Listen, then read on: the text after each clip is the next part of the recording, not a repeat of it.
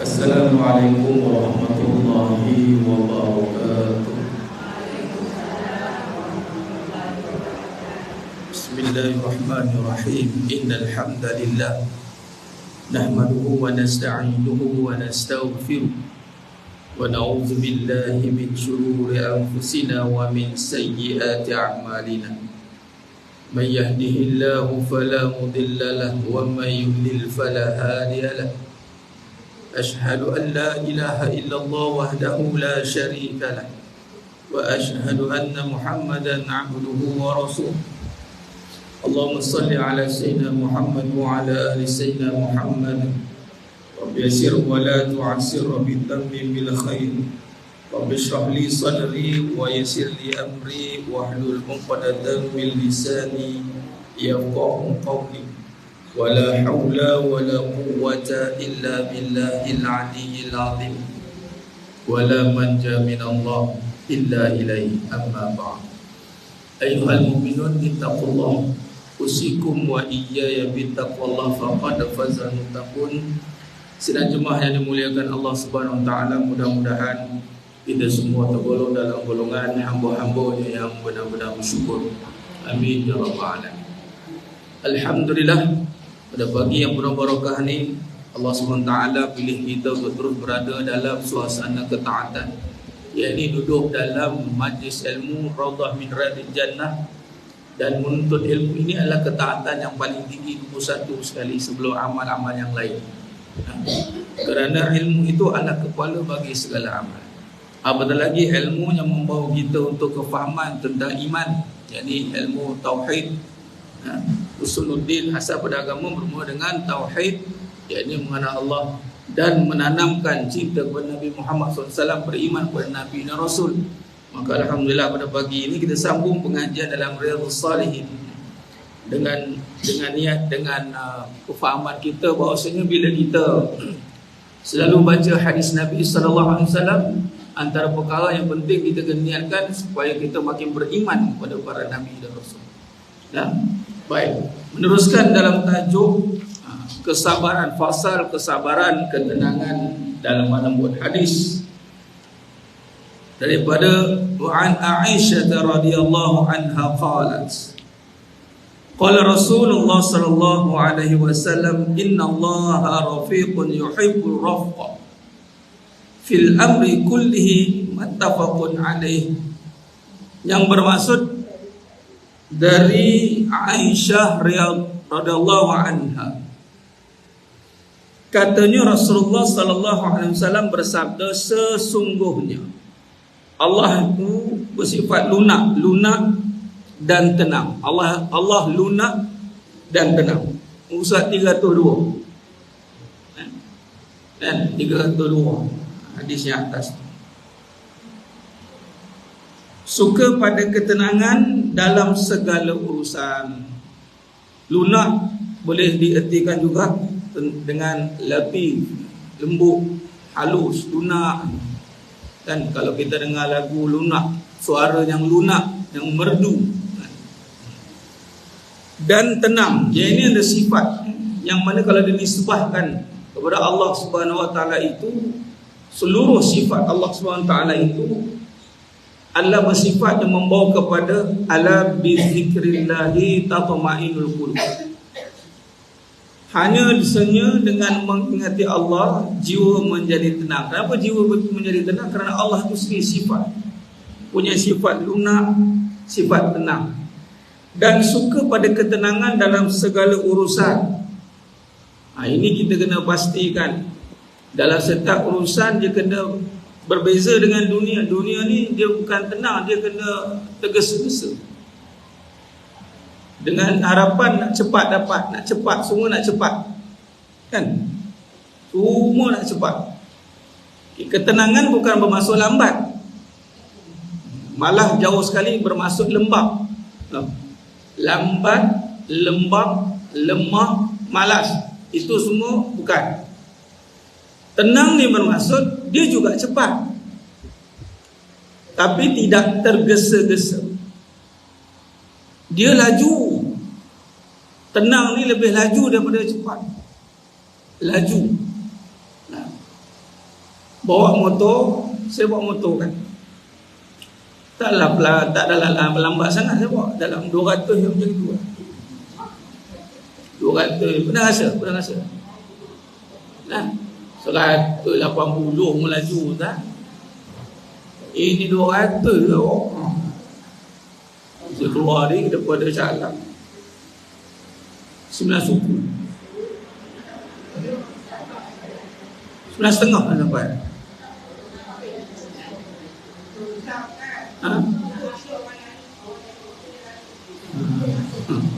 Nak ceritanya laju tapi tidak tergesa-gesa.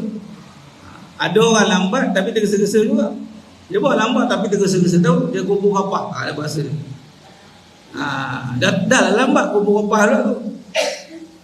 Jadi laju jangan terburu-buru.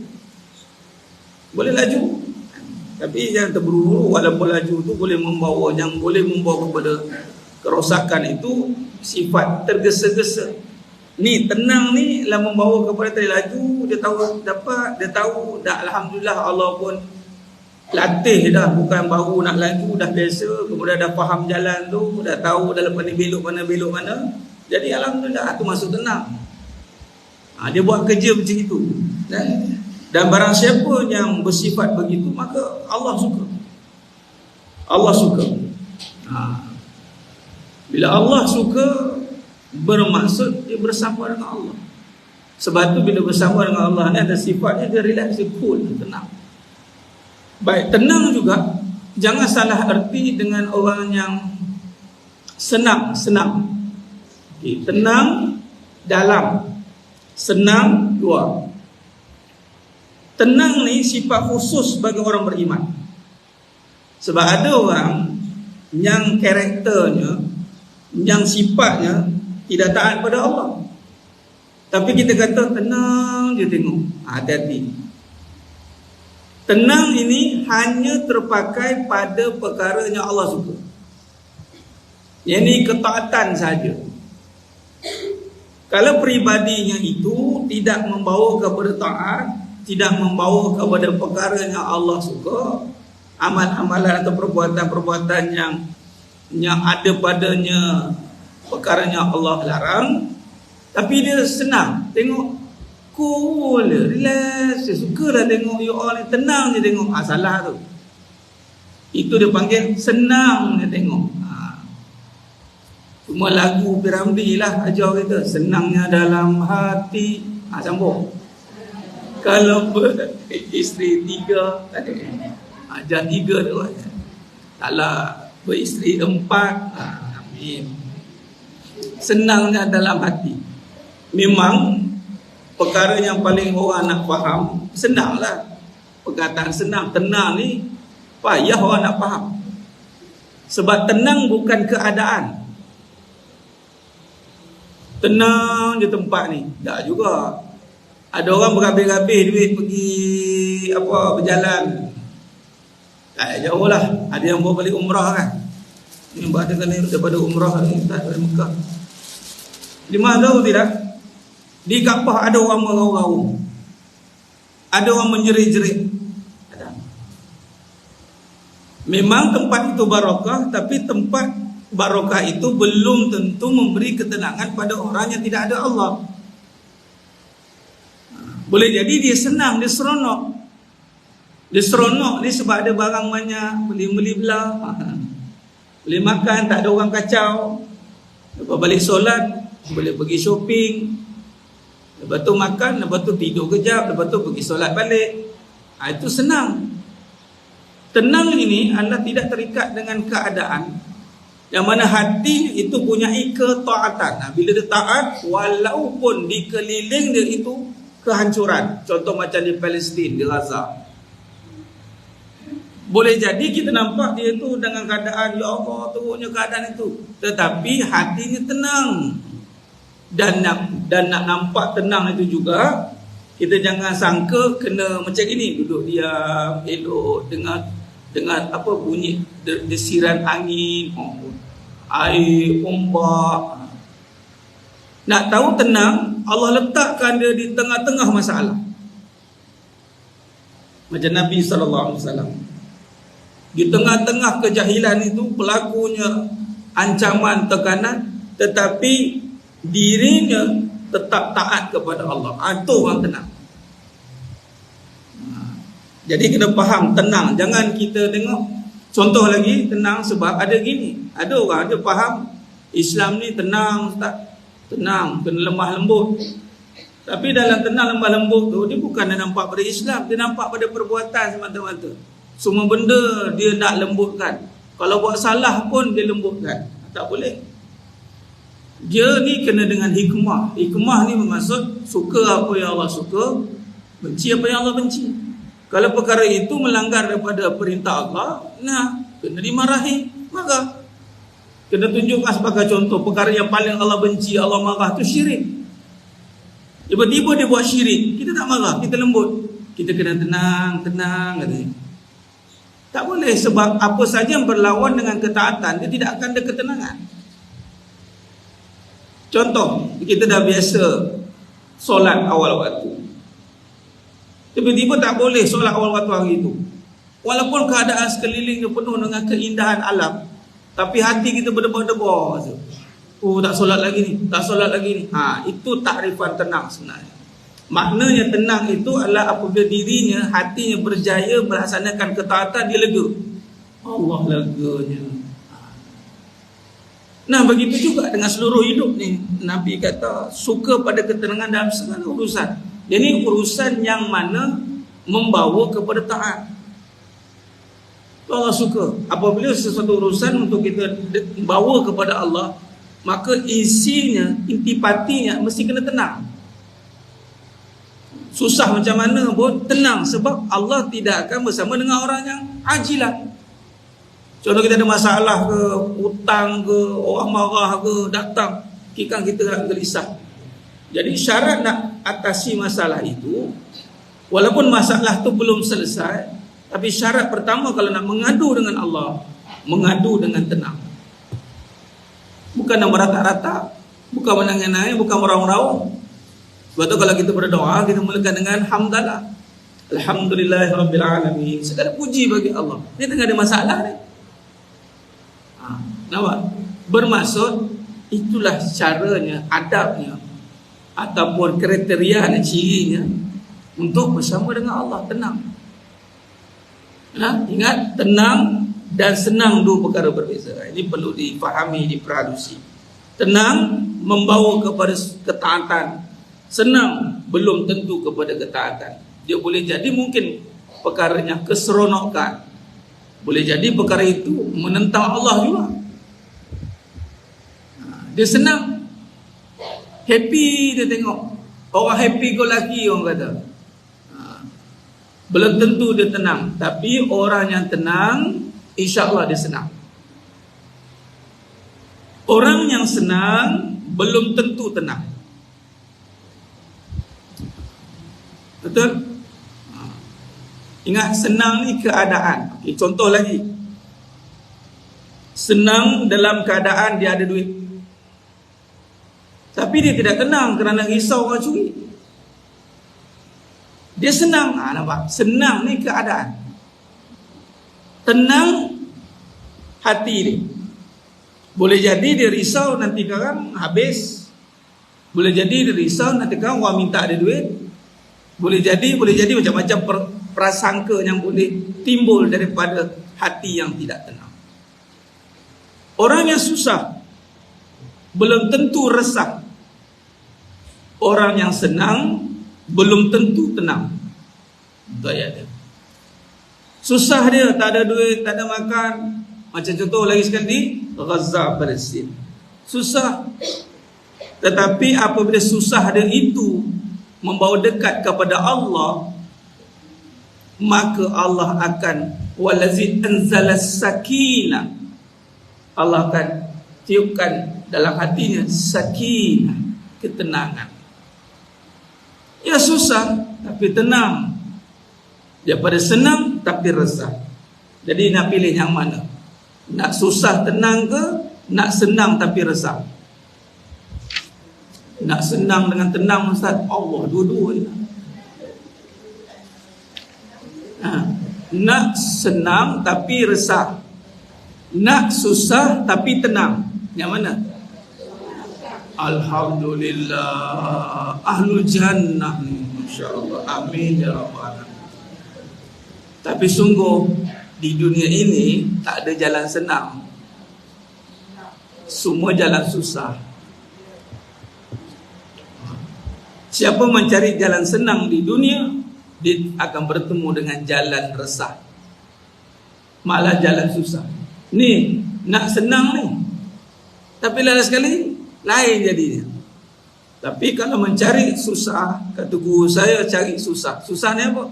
Bermujahadah. Bukan senang ni, nak duduk kerah ni. Wah, gitu. Sini tak boleh, sana tak boleh kerah. Orang luar tengok, apa benda lah dia buat dalam duduk gitu. Cuba sekali buat bocor-bocor ke apa ke, goyang sana, goyang sini.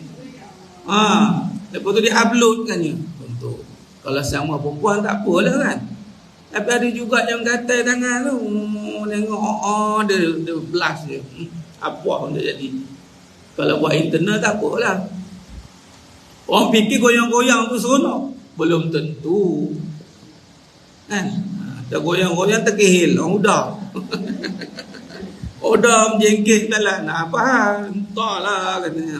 Kuat gelik dah lama tak gelik, gelik-gelik, terkehil. Bawa tahu.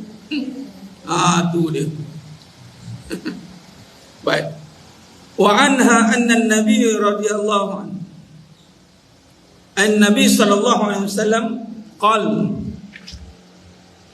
Inna Allah rafiqun yuhibbur rifqa wa yu'ti 'ala rifqa ma la yu'ti al-'unfi wa ma la yu'ti 'ala ma siwa. Rawahul Muslim. Dari Aisyah radhiyallahu anha, pula bahawasanya Nabi sallallahu alaihi wasallam bersabda, sesungguhnya Allah lunak, suka pada kelunakan dan memberi kerana kelunakan dan ketenangan apa-apa yang tidak didapati dengan kekerasan dan keburu-buru ni, tergesa-gesa dan sebagainya. Mana kata lain sekali ditegaskan Allah ni bersifat lunak. Di sini juga kita kena kaitkan bagaimana permasalahan hidup ini, yang mana dunia ini bersifat terbalik. Dunia ni sifat resah. Tak ada duit resah, masalah dengan orang resah. Memang dunia ni sifat dia api. Dunia ni api sebab kita berada di atas kerak teras bumi, di tengah-tengah tu api. So ikutkan memang panas, heating. Dan kalau kita lihat dengan duit itu daripada emas, sandaran nilai harga kita ni pada emas daripada api. Badan kita ada api, haba. Jadi temperature kita ni, kadang-kadang suasana pun boleh mengganggu konsentrasi kita. Kadang-kadang kita menjadi rimas, resah, boleh jadi begitu. Macam contoh isu penyakit mutaakhir ini yang dipanggil anxiety, depression, dipanggil bipolar katanya, disorder, mental disorder, macam-macam nak dia kata. Ianya berpunca daripada tekanan keadaan yang tidak stabil. Ni biologi katalah kan, menyebabkan darahnya tidak stabil, maka pernafasan tidak stabil, maka mengganggu pemikiran tidak stabil. Nah, itu semuanya berpunca daripada panas dah tu. Jadi nak tak nak, untuk kita berhadapan dengan Allah Subhanahu Wa Taala itu, tidak boleh berhadapan dengan keadaan itu. Tak boleh. Fadal. Tidak boleh. Maka keadaan sifat diri kita dunia ini berlawanan dengan lunak tadi, berlawanan. Sebab itu kita berurusan dengan Allah, itu mau tidak mau kena lunak. Kena lunak, kena tenang, jauh daripada kekerasan. Keras, tegas. Ini pun perkataan kena faham. Kekerasan itu tidak ada di dalam Islam. Ketegasan itu ada. Apa beza keras dengan tegas? Nah, saya ada bincangkan tak? Kelas kita jangan itu hari. Apa? Bismillah. Alhamdulillah. Ya? Tapi ingat. Udah tak ingat Ustaz. Mana mau ingat je. Lupa. Allah lupa. Tegas itu letak pada keyakinan yang kuat. Kuat. Al-Hadid, surah Al-Hadid. Hati yang kuat. Hati yang keras ni degil. Dia tak mau dengar cakap orang. Keras hati dah. Degil. Sifat keras kepala panggil. Degil. Yang keras ni tak boleh. Keras berkata kasar. Cakap tinggi-tinggi. Sebab orang perempuan Allah syariatkan bercakap lembut dengan suami walau apa jua keadaan. Walaupun jahat suaminya. Mana boleh sabar Ustaz? Lantak kamu lah. Dia kata gitu. Sebab wanita ni memang membawa sifat rahim. Allah SWT itu sifat lelunak. Jadi berhadapan syariat, itu nama bila kata syariat Allah itu, bayangkan berhadapan dengan suami. Dia tak kata suami kena bercakap lembut dengan isteri. Cuma Nabi kata berakhlak baik. Berakhlak baik ini jangan dianiaya dia. Isteri tu dah elok diam, dah buat makan elok, dah bagi makan, dah buat semua dah. Dia aniaya pula kawan tu. Dia bentak-bentaknya, dia lekeh-lekehkannya, dia mula downgrade. Itu akhlak. Tapi kalau spesifik kata-kata, itu kat perempuan. Tidak boleh meninggikan. Sikit pun tak boleh. Tak boleh. Sebab apa? Sebab Allah bersifat lunak. Dan wanita ni paling dekat dengan Allah. Sebab tu Allah bagi darjat wanita ummi. Dan berkata dengan orang yang jahat sebagai contoh pun Allah SWT berhadapan dengan orang jahat. Yang nak baik contoh atau jahat, Allah tetap beri peringatan dengan baik. Di dunia lah, di akhirat, nasib lah. Allah akan tunjukkanlah kekuasaannya. Nak putih dia cuba tengok orang yang buat kesaliman. Elok ni dia layan baik. Kalau kita geram tengok orang jahat, dia jahat, dia buat jahat, dia makan elok lah. Telan, makan semua apa yang Allah bagi elok lah. Kalau kata marahnya, Allah lagi marah. Kerana Allah berhak atas manusia itu lebih daripada kita. Tapi elok lah.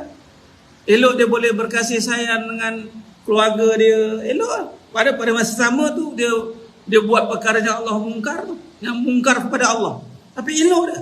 Itu tak ada kelembutan Allah. Cuba kalau kita kan, orang dah tak buat macam tadi contoh suami kan, buat perangai dia elok kan, elok nak suap kan tu, bukan disuap, dia ambil pinggan dilampuk macam gitu. Anak ni ambil kata. Tak boleh. Sebab tak boleh? Sebab Allah tidak bersifat begitu. Cuma kalau nak berpihak kepada Allah lah, kalau tak nak berpihak kepada Allah, lantak lah, pulanglah ikut nafsu amarah. Jadi contoh Allah dah buat dengan Fir'aun Asia. Fir'aun tu, sebab tu kadang-kadang kita, yelah ada beberapa tu tanya pasal suami kan. Yelah, perangai suami ni yelah ada perangai kan. Cuma kadang-kadang perangai tu saya terus tanya macam ni. Perangai suami tu ada mirip-mirip Abang On tak? Ada mirip-mirip Abang On. Abang On? Abang On mana Ustaz? Alah Fir'aun. Allah tak ada lah sampai Fir'aun Ustaz suami saya tu. Kalau belum label Fir'aun, maka tak usah bimbang sangatlah. Setara label Fir'aun pun Asyah boleh cakap macam gitu. Agak-agak kalau suami tu tak boleh sampai tahap Fir'aun, masalahnya saya jadi Fir'aun Ustaz. Pula terbalik. Isteri jadi Fir'aun. Jadi lunak tak boleh. Dan kekerasan, keras itu dengan percakapan kasar. Keras ni kasar. Ambil lah. Ikut awak lah perangai nama. Sebab dia dah hati dia dah keras, belum cakap pun. Dan bukan sahaja percakapan, ini semua dinyatakan pada wanita. Sebab wanita ni sifat kejadiannya halus dan dia rapat dengan Allah. Ya men, orang perempuan ni. Sebab itu Zionis semua, Dajjal semua ni, dia nak keraskan perempuan. Sebab dia takut doa-doa makbul ni, doa-doa isteri solehah. Tak payah bertempik, takbir. Ada pula takbir orang perempuan suara. Allah Akbar. Tak payah. Kalau dalam solat pun tidak disyariatkan begitu. Nampak? Dalam solat pun tak ada kalau jadi imam Allah Akbar. Allah besar suara dia. Slow je dia. Allah Akbar, slow. Ini kan bertempik takbir kat luar. Bukan salah nak bersolidariti tu. Yang muda-muda. Itu dia. Apa? Sebab dia ada agenda. Ada agenda yang perlu dilakukan oleh musuh-musuh Islam ini. Dia cukup takut apabila wanita ini berubah, diangkat oleh Allah menjadi wanita solehah, yakni isteri solehah. Doa dia mustajab. Masalah anak tak elok, doa kan jadi anak tu. Suami tak dengar cakap, dia doa kan jadi suami tu elok. Doa mustajab. Cuma nak makbulkan, terpulanglah ke Allah bila. Setara Nabi berdoa pun ambil masa juga nak makbul. Ini kan kita. Tapi syarat diterima doa tu adalah wanitanya, sifat dia, sifat wanita ini, bila suami tengok, penyejuk mata. Ini semua banyak. Nak belajar bab lembut ni, belajar dengan, sekarang terbalik. Wanita suruh lelaki jadi lembut. Abang cakap elok dengan saya. Sambil suruh cakap, abang cakap elok dengan saya. Suara dia lagi tinggi pun suami. Macam mana tu? Sekarang ni, jadi sambil kita baca hadis, kita baca realiti terus. Kebanyakan wanita yang tidak faham tentang agama, dia nak suami lembut supaya boleh berhadapan dengan isteri yang keras. Dia dapat suami yang lembut supaya boleh menerima isteri yang suka menjeling, isteri yang senang nak cakap, ambil lah barang tu. Sama-sama lah, saya pun penat juga. Suami pun ya yang nanti. Sebab tu nak dapat suami yang lembut, cuba dapat suami yang kasar. Contoh kan, tak ada. Kalau kasar macam tu, dia naik kasar memang bertinju lah kat situ.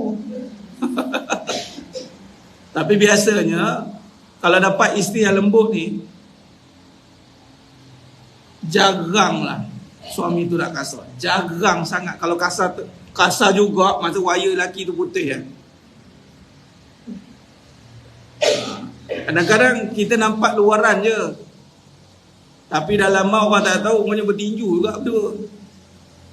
Tapi kalau suami tu rasa tengok lembut, macam anak lah, anak tu elok kan. Ada kita nak tampar anak tu, dia nak marah ni, tengok anak tu diam. Aku tak sampai hati dah tengok anak aku gitu dah. Tapi kalau dia tampar juga, teruk lah lelaki tu. Itu dah dia bagi tahu. Tapi nak berlaku kes-kes macam tu jarang. Tapi adat kalau lelaki, itu memang banding anak lah. Tengok bila anak datang dia, sama dengan seorang perempuan. Cuma nak beritahu, Allah campakkan tadi, saya nak bincang kekerasan dia ada pada wanita. Sepatutnya wanita ni dengan kelembutan, yang lembut kena wanita. Tapi sekarang terbalik, lelaki nak kena lembut, cakap lembut-lembut, jadi bapuk. Faham?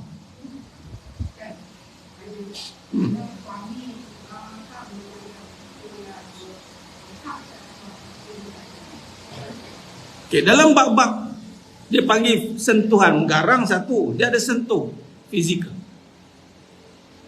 Kalau ada sentuhan fizikal sehingga wanita isteri ini terganggu, dia punya rosaklah, membuat mudarat, darar dia panggil. bolehlah. Dan yang menentukan cerai nanti hakim. Biar hakim tentukanlah.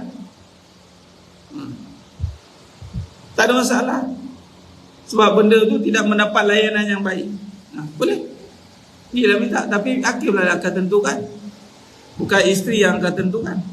Jadi hakim akan timbang tara lah. Sebab ada ketika garang ataupun dia macam ni. Saya sangat orang kata apa, menilai suatu perkara itu dia tidak tiba-tiba terjadi begitu. Takkanlah masa tengah aku terima ni kan aku garang tu, jangan main kan. Tak ada, mesti waktu mula-mula tu mesti elok. Di mana punca berlaku begitu? Mesti ada punca. Mesti ada punca. Kalau punca tu tak boleh terselesai, bawa pergi mahkamah. Faham? Punca tu bawa. Jangan kita pukul rata sebab kita bermula elok. Tak ada lagi orang nikah, jumpa kadi, bagi tahu mahkamah ke kalau yang ada perlukan perintah mahkamah nikah. Kenapa kamu kahwin dengan dia? Sebab saya benci dengan dia. Sebab saya tak suka dia. Tak ada. Tapi Ustaz dah kahwin, Ustaz baru nampak perangai dia, Ustaz. Dua perkara lah. Baru nampak perangai ni. Persoalan kenapa boleh perangai macam itu? Dia mesti ada asbab dia. Dia tidak, sebab tu kes perkahwinan mesti ada perbicaraan. Mesti ada perbicaraan. Dia tidak boleh tiba-tiba jatuh hukum macam itu. Dan satu lagi, kekerasan yang berlaku dalam rumah tangga, keganasan rumah tangga, itu berpunca daripada hati yang tidak ada Allah dua-duanya, salah seorang atau dua-duanya. Katalah si suami itu berlaku keras dan kasar, dan mesti benda tu tidak tiba-tiba berlaku. Mesti ada waktu dia. Isteri ni pula keadaan dia tak boleh terima kasar tu. Kenapa? Waktu bila? Dia mesti stres benda-benda macam ni. Ataupun rumah tangga tu dah lama lalai, duk sonok pun berlaku isu macam tu. Kalau yang benar tahu, kalau dia tahu dia dari awal dia tahu perangai suami macam tu, apa seorang isteri nak kena buat? Sebelum dia pergi jumpa mahkamah, dia jumpa Allah. Sebab yang datang ke suami itu Allah. Apa yang kena buat dengan Allah? Jadi lembut dulu. Dia dengan Allah, bukan dengan suami. Bukan suruh pergi jumpa suami jadi ulik, mayang dia ulik tu. Masalahnya sekarang Allah yang nak tengok kita ni. Kalau dah macam tu, kalau tengok perubahan pada suami, maka dengan siapa kita nak mengadu dulu? Dengan Allah. Kalau mengadu dengan hakim dengan orang, dia boleh selesaikan luaran, tapi kok jumpa lagi lelaki yang sama. Banyak berlaku kes macam ni. Dia nak lari pada lelaki yang sama itu, jumpa lelaki masuk keluar mulut naga, masuk mulut buaya. Tak banyak, tapi boleh kira lah banyak. Sebab apa? Dia nak lari sekadar keadaan. Sifat dia tak berubah. Sedangkan Allah nak bagi lebih baik, boleh. Kau nak ubah suami ni jahat, boleh. Boleh. Nak doa dengan Allah, syarat dia ni kena lunak. Sama dengan suami pun. Isteri saya kasar-kasar, Ustaz. Okey. Kalau isteri kita kasar, contoh kamu nak buat apa? Nak kasar. Kalau kamu boleh kasar dengan tegas, boleh. Dia ada dua kan. Kan macam kita sentuh kelas kita lepas, anak kita kan, dia buat kesalahan. Kesalahan pula dia pukul orang, contoh dia katuk kepala orang. Kita nak kata kenapa katuk kepala orang? Ya Allah. Ada ke kita apa kamu buat? Selain ibu dah tangan lupang kan. Anak kenapa awak tampar? Kamu tahu tak kesalahan pukul orang ni boleh jadi macam mana? Kita marah. Kita marah tu dengan ketegasan. Tegas, bukan tak pukul lah, kita suara, kita marah. Tapi nak tengok dia, lepas pada tu kita tak apa-apa lah. Itu nama tegas. Kalau keras ni, melerik-lerik. Mau lerik-lerik, siap kita benci ada tu lagi. Kau ni mana tak guna, perkataan tak guna keluar, meremehkan keluar, menjatuhkan dia.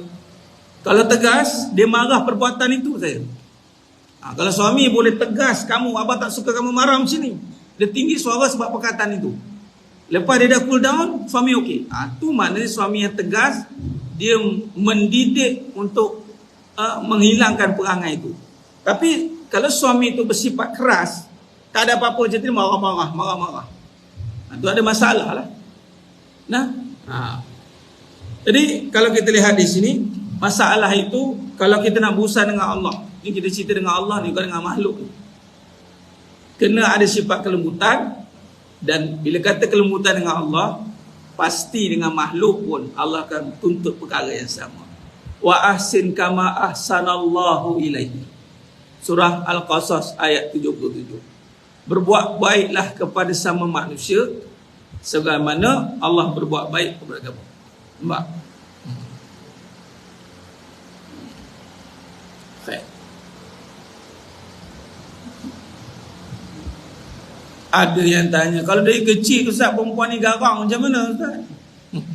Maknanya bukan perempuan tu, kena cek balik. Alasan, janganlah cari alasan. Kita ni, hidup kita mudah. Kadang kita tengok, kita baca hadis Nabi ni, Allah dah kata dan Nabi dah kata sifat ni kena ada kat kita. Tiba-tiba kita masih cari alasan. Dah kita ni nak masuk syurga ke tak nak? Kalau nak masuk syurga, buanglah perangai-perangai yang tak patut ada pada kita. Buang. Tak payah nak kata, saya dari kecil saya memang garang. Saya orang perempuan ni, jangan. Saya memang macam ni dididik. Janganlah pertahankan sifat yang tak patut ada. Kalau dari kecil dah garang, bila dah besar jumpa ilmu, dah besar dah ada orang mengajar. Seperangai ni tak boleh ada. Tak boleh, buanglah. Rugi kita kalau nak pertahankan perangai tu. Bukan dapat dunia pun. Bukan bila kita garang ni masuk akaun 1 juta. Berbalik ke? Apa yang garang? Saya dapat laun garang ni. Okey lah. Garang lah kamu. Saya dibayar laun garang ni 1 juta. Berbalik lah, ni dah garang dengan suami. Suami pun jauh. Orang pun cakap. Orang cakap dia jangan. Kadang-kadang jadi bidadari, kadang-kadang langsui di siang hari ni. Orang cakap perangai, janganlah, tak payah. Jadi bila kita bertemu dengan sifat yang kita nak perbaiki, kita perbaiki. Dan kita doa dekat Allah, ya Allah, adakah sifat ini pada aku? Macam tengok cermin kan, doa minta baikkan akhlakku sebagaimana kau baikkan wajah, elokkan wajah. Begitu. Wa anha anan nabiy sallallahu alaihi wasallam qala,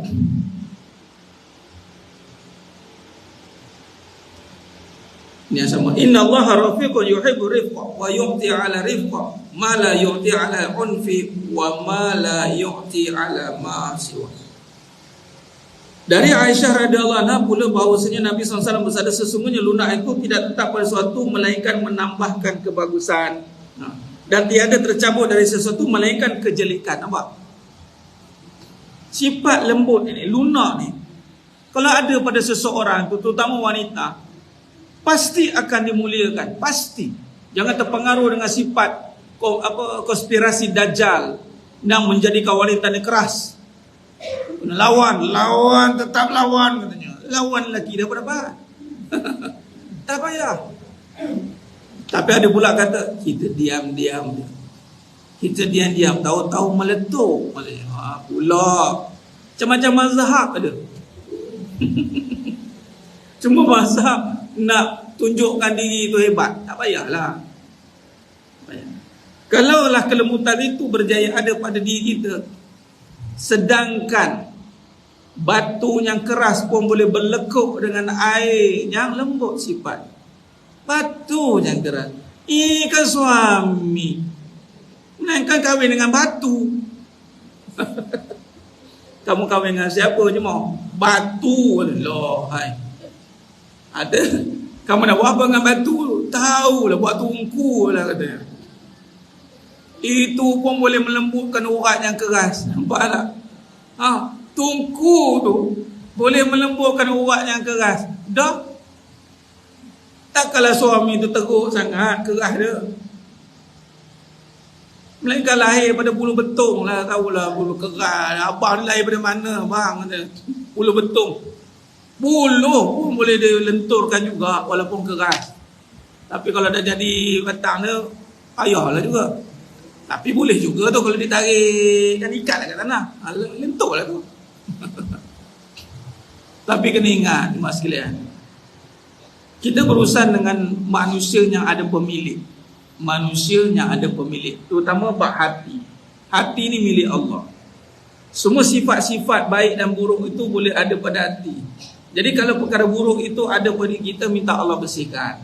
Kalau ada sifat buruk tu pada pasangan kita, minta Allah hilangkan juga. Bukan suruh dia hilangkan. Kadang-kadang bila kita suruh manusia hilangkan perangai yang dia sendiri pun tak ada daya, itu kadang-kadang jadi bergaduh. Awak ni pun yang buruk sampai bila nak hilang ni, cakap kat dia. Lagi buruk apa perangai dia. Kita doa dengan sifat yang lembut, ya Allah, dan kelembutan kepada Allah. Pertama, bersyukur dengan suami ada. Takkanlah teruk sangat sampai tiba-tiba doa langsung tak ada apa. Itu nikmat. Tinggal lagi mungkin kita ada kesilapan juga. Itu saja. Dan kita bersyukur dengan Allah. Kemudian mintalah Allah hilangkan apa saja perangai tak elok dia tu. Atau kita tak yakin Allah boleh hilangkan. Itulah. Nampak? Jadi kalau kelembutan ini, kelunakan ini ada pada wanita. Ini saya spesifikkan sebab wanita lah sebagai peneraju dia sebenarnya. Nak belajar dengan siapa lagi? Orang lelaki pun nak belajar lembut dengan siapa? Dia begitu. Dengan lelaki lembut, bapuk dia panggil. Mestilah nak belajar dengan isteri dia. Isteri pula nak ajar, abang cakap lembut sikit. Sama suara. Cakap lembut lah. Saya ni perempuan, tahu tak? Hati saya ni lembut, tapi cakap kasar. Mana mahu dia. Nak mendidik suami lembut, awak kasar. Dah suami nak belajar lembut dengan siapa? Kadang pelik juga tak? Ya sekali dia belajar dengan orang luar. Air sudah. Air kata, lah dia. Kan? Belajarlah dengan isteri. Nak tak nak isteri kena. Sebab apa? Takkan kami kena lembut? Percayalah wahai wanita, anda telah dilantik oleh Allah sebagai contoh kepada kelembutan. Dia cakap apa? Lelaki ya, ala kulihan, memang lelaki ni kasar. Dia cakap mana? Lenturlah lelaki tu, biar menjadi lembut. Ya Allah, aku nak suami lembut, ya Allah. Dia minta suami lembut kan? Jalan sekali, bapu. Jangan diminta begitu. Tunjukkan sifat kita dengan kelembutan, maka suami yang keras tadi akan memuliakan. Percaya. Tempat perkara yang lembut, dia kena ada benda yang keras, yang kuat kena pegang. Air yang lembut mesti ditampung dengan bekas yang kuat.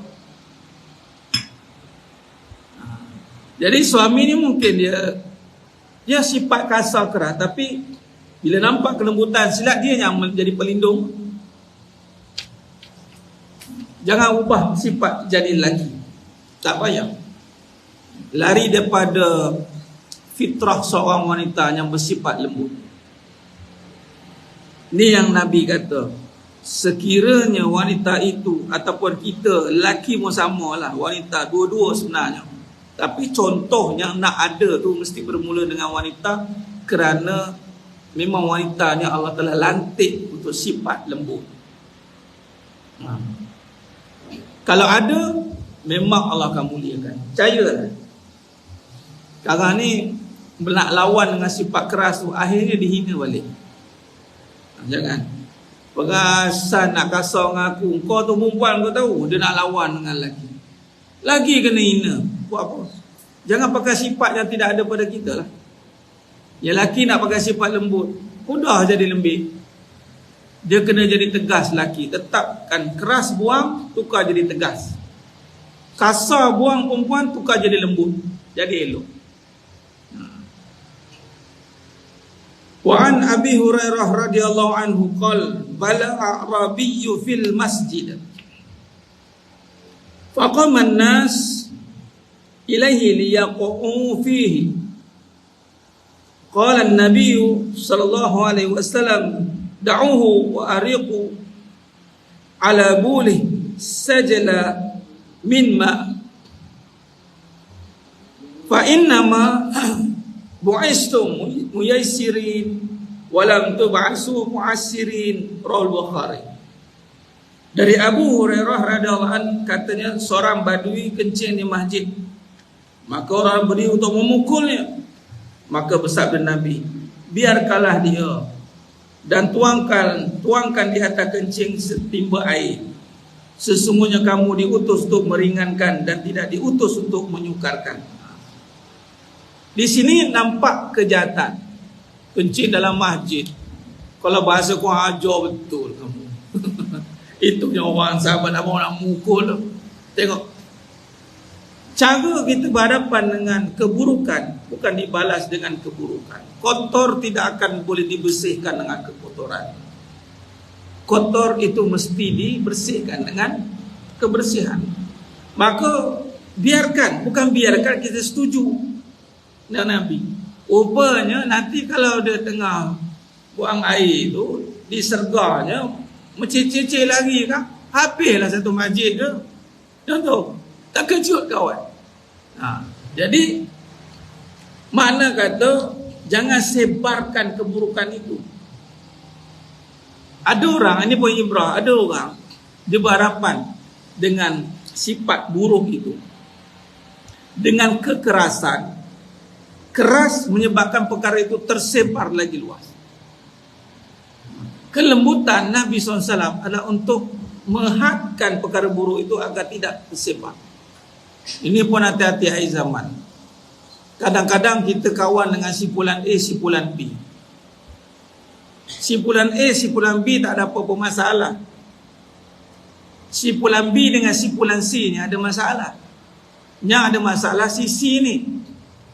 C ni begitu pada simpulan A. Kau tahu si B tu buat apa? Dia gini, perangai gini. Dia buka aib simpulan B. Jadi simpulan A ni kena buat apa? Nak jauhkan yang mana? Nah, katalah benar pada perkara yang B itu. Yang C itu kata benar. Betul, memang ada perangai buruk dia. Maka di sini dua kedudukan. Yang pertama, kalaulah perkara itu benar, perangai dia buruk, maka yang dikatakan itu adalah umpatan. Jadi pahala C tadi akan berpindah kepada simpulan B. Si A tadi kalau dia mengiyakan, join sekali, pahala dia bubuh dekat sisi ya ke, dia ya ke je habislah. Tahu pula aku, jadi kau berhati-hatilah dengan dia tu. Akhirnya simpulan A dengan B merenggang, dah dia rapat dengan sisi pula. Maka si A ni menunjukkan kejahilannya. Sepatutnya Nabi kata jauhi keburukan. Walaupun yang dicakap itu keburukan tu betul, tapi kawan C ni membukanya. Sepatutnya kita kena jauhkan daripada si C, bukan memutuskan hubungan dengan si B. Faham? Ni elok tak nampak apa-apa, yang C yang nampak perangai dia. Contoh, okey, kalaulah si A yang nampak perangai buruk si B, apa nak buat? Nah, terus kepada si B macam ni Nabi buat. Jangan disebarkan kepada si C ataupun si siapa. Aku cakap dengan kau ni, aku nampak kau buat satu perangai gini. Betul ke? Aku nampak ni. Sebab itu keburukan orang itu perlu kita tanya, kita nampak atau kita dengar? Kalau dengar, hati-hati, terjoin mengumpat atau fitnah. Kemudian kita jauhkan pula daripada orang yang kita dengar tu, teruk lagi. Kalau nampak, betulkan, doakan, dan tutup. Bukan dihebahkan. Bila hebah, keburukan itu tersebah. Macam ni hadis ni. Kalau si Arab Badui itu tengah kencing berdiri itu, kemudian dihalaunya tanpa dia selesai, maka kekotoran itu akan melebar luas. Dan ini akhir zaman ni banyak berlaku dan kita perlu atasi. Habis Ustaz kita biarkan je. Islam tak suruh biar. Kalau kita sendiri yang nampak, kita tegur. Kalau kita dengar, kita hindarkan. Kita dengar, kita hindarkan. Kita nampak, kita tegur. Kalau semua macam ini, aman dunia. Ni yang tak nampak, aku dengar. Aku dengar, sekian. Kau nampak ke? Dah, aku dengar je lah. Tapi hati-hati je lah. Kokot lah betul, pula dah. Tak boleh sifat gitu. Habis pahala. Muflis, habis. Sia-sia tajud, sia-sia pahala, sia-sia sedekah berbilion-bilion. Muflis. Yang lebih parah dalam muflis, pahala yang kita buat penat-penat bagi kat orang mengumpat. Orang mengumpat relax. Yang diumpat tu, walaupun dia ada jahat, dah lah jahat tu kawan tu tak buat, yang si ngumpat dia tak buat pun jahat dia, dosa dia dapat. Tak cerdik, tak cerdik lah. Lepas tu dengan Allah ni kita kena jelas. Sebab tu Nabi tengok contoh praktikal terus Nabi, kan. Dan seterusnya, wa an Anas radhiyallahu anhu anin Nabi sallallahu alaihi wasallam, yassiru wa la tu'assiru wa basyiru wa la tunafiru, muttafaqun alaih. Dari Anas radhiyallahu anhu, dari Nabi SAW sabda, mudahkanlah dan jangan menyusahkan, gembirakanlah, jangan mengusarkan. Nampak? Ini sifat orang lembut ni, sifat orang yang ada kelunakan. Dia sentiasa bahasa mudah cara tu. Dia jenis orang yang tak berkira. Abang nak makan apa bang? Abang tolak batu kayu je makan. Kalau tak ada apa, kita makan angin, habis cerita. Kalau angin pun tak ada, kita puasa je lah. Angin pun tak ada. Ini mudah no nak jaga dia ni. Tak payahlah payah-payah. Ini kita, aku suami. Dia punya aku. Yang isteri pun, saya ni. Mudahkanlah. Ini sifat yang Nabi ajar. Biar orang faham kat kita ni, senang nak berusaha dengan dia.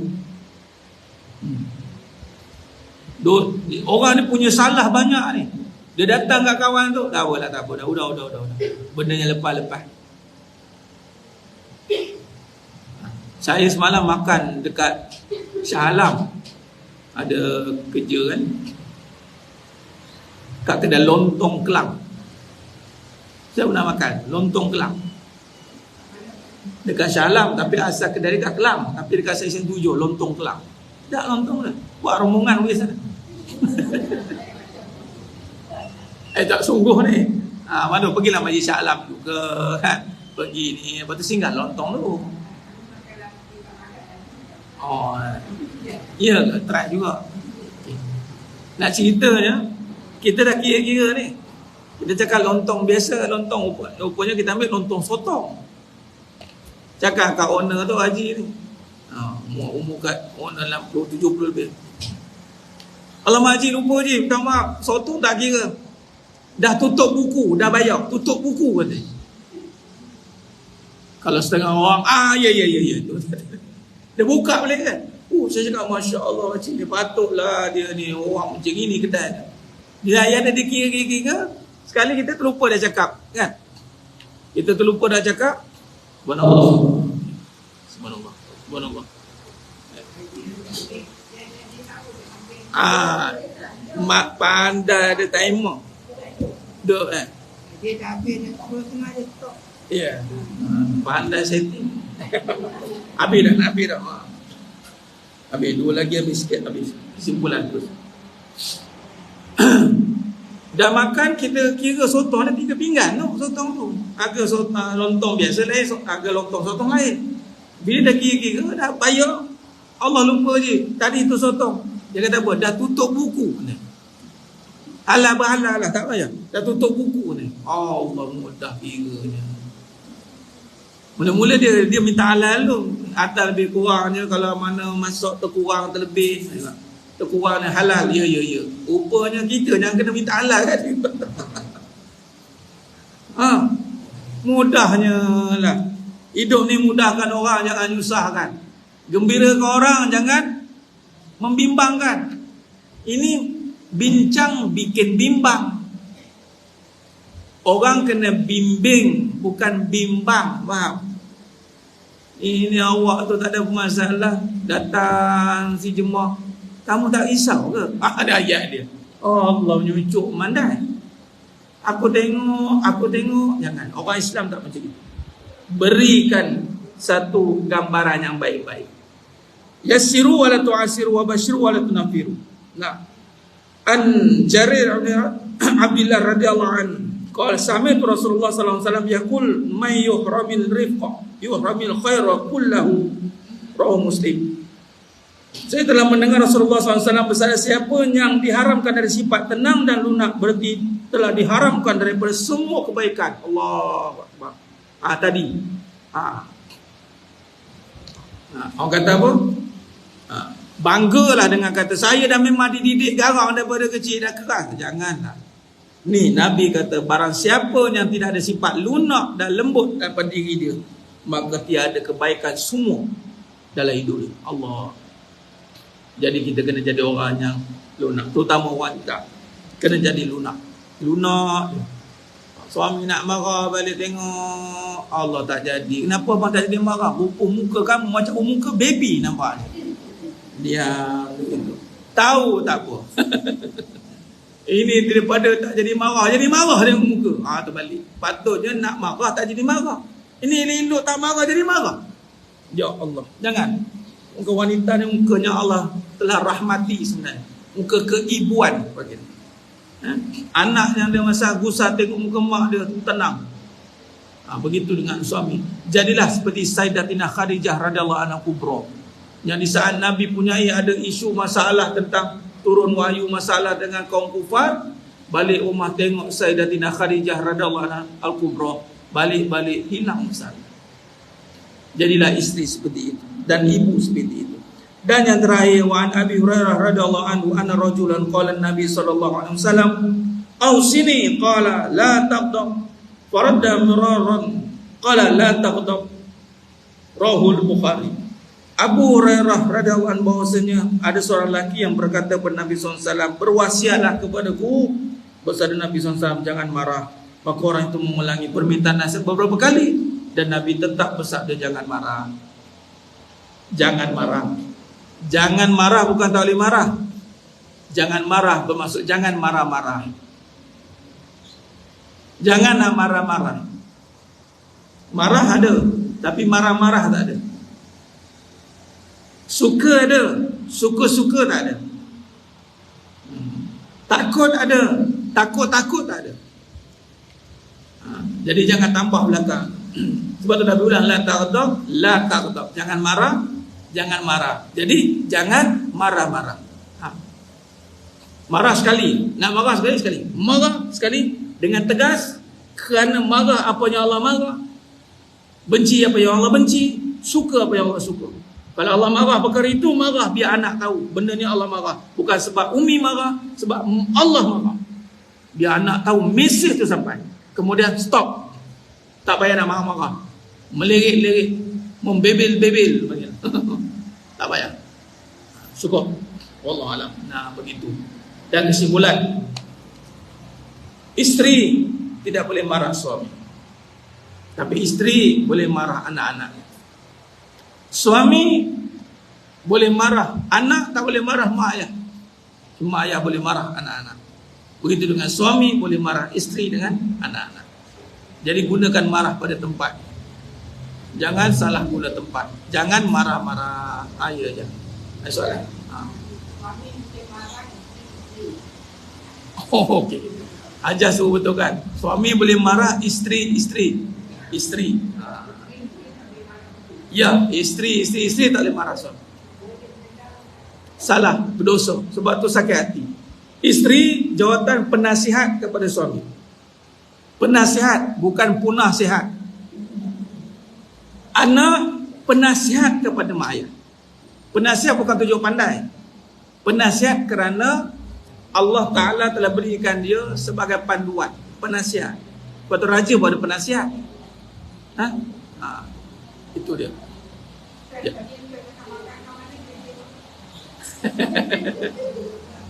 Dekat session 7. Session 7 Lom Tong Kelang nama kedai dia. Sedap. Wallahu a'lam.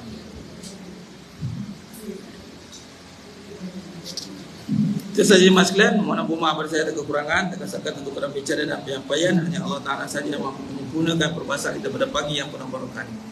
Aku lupa ni hadza wa sallallahu alaihi wa lakum wa bila taufiq wal hidayah. Wassalamualaikum warahmatullahi wabarakatuh. Kita tangguh dengan tasbih kafar surah Tuhan. Subhanakallahumma wa bihamdika wa la ilaha illa anta. Bismillahirrahmanirrahim. Innal insana illa alladhina amanu salihat wa tawassaw bil haqq wa tawassaw bis sabr. Wallahu a'lam bissawab.